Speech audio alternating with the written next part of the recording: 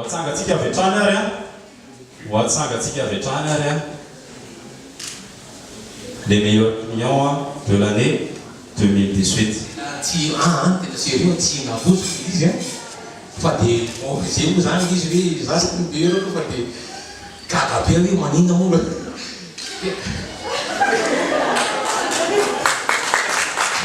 Asiorana be.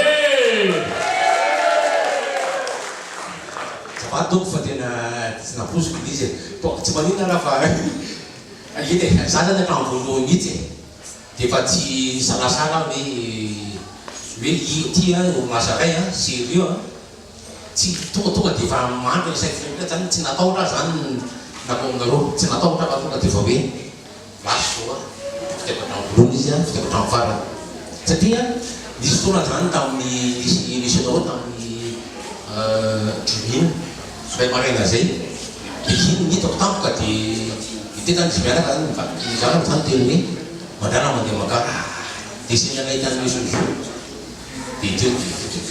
de tonga de lamina de hatramo farany zany so azoko ny titre nanao trano za na ny titre mbola tsy azoko fa nanao trano tsy kinany ato efa sûr fa tsisy risque ty zay le hoe risque zéro izy a fa de manetana anareo zany sincèrement mahatongareo hoe aza matahotra nareo a fa mandeha io tsisy problème zany miaraka masterimo fa de zay le hoe mandry vovaty fa de zay hoe lova io zany lova meko anjana koa taranaka fa fianarana araka ny tenenino iny fa de tena marina zany fa io zany lovan'ny taranaka io tany io fa tsara manana an'io fa de zao manana fampizana ny misy toky izy l'équipe fa naminy tsika miaraka amin'ny masterimo.